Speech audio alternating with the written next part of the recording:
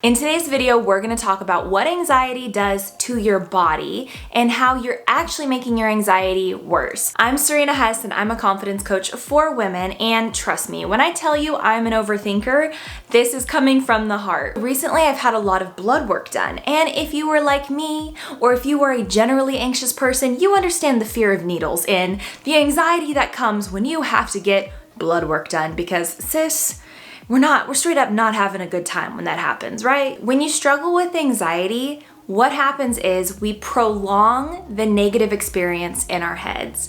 And how you do that is you overthink. We spend our energy overthinking a situation. We actually make it way worse than it actually is. So for example, the blood test.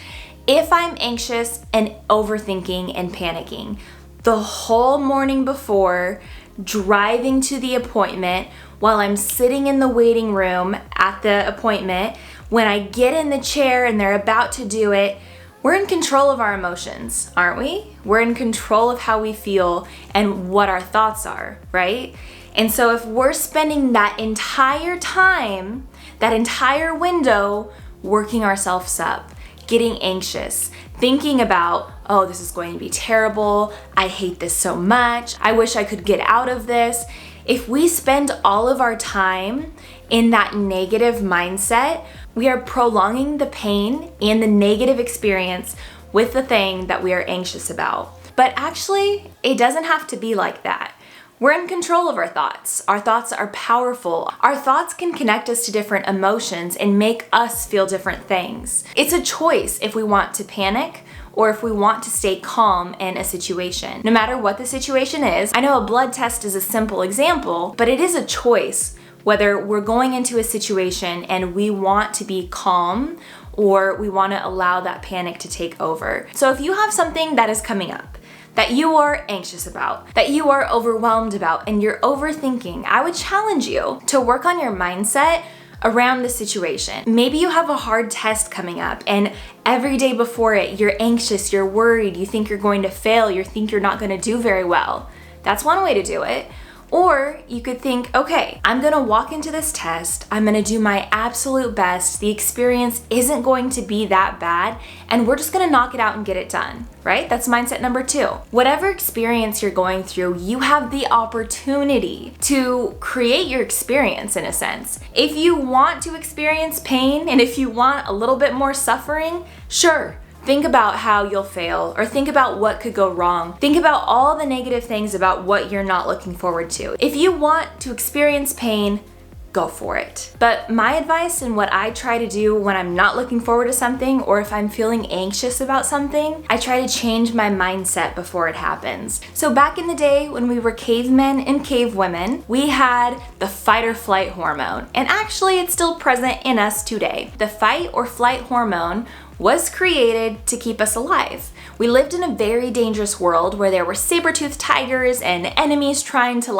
attack us. We were fending for our lives. That's why the fight or flight hormone was activated within us. But now there are things that are triggering that hormone that are not life or death. And as a result, we are very, very anxious people. Our body becomes very anxious and panicked when it doesn't need to. We're not about to die, and we're moderately safe in our current world. So what happens is your body doesn't understand that you're not gonna die in most situations where you're anxious. And your body reacts in the same way. Your body doesn't know the difference whether a saber-toothed tiger is coming at you or you're just afraid to raise your hand in class. Anxiety feeling is still the same. So if you have anxiety over a situation or over something that you're thinking about, it triggers a negative release in your body. And because your body is triggered, it can actually make your experience worse. When I got my blood test, if I was tense, then it would have been a more painful experience getting my blood drawn because my body would have been tense. It would have been harder to find the vein. The doctor would have had to jam things in.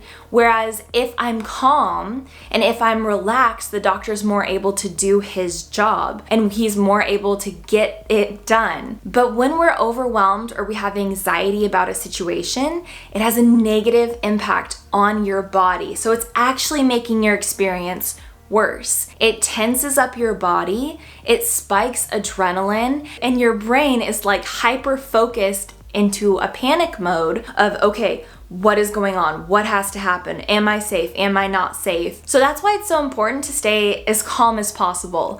When we're anxious or have anxiety, we're actually prolonging our period of pain. So this is one of the biggest mistakes that people make, is they're not realizing the effect that their anxiety has on their body. And they're not realizing how choosing anxious thoughts and allowing your mind to be in that fight or flight mode is actually making the experience worse. The time is going to pass whether you're dwelling on the negative or you're focusing on the positive as much as you can. Whatever thing you're not looking forward to, I would challenge you to work on your mindset. You can spend time thinking, oh, I can't do this, I'm not good enough for this, this won't work, blah, blah, blah, like all the negative things. But you could also spend just as much time building yourself up. I'm good, I'm okay, I'm safe, I'm calm, I'm more than capable of getting this done. I'm more than capable of doing this situation. We have the time to spend either way, the time's going to pass, and it's your choice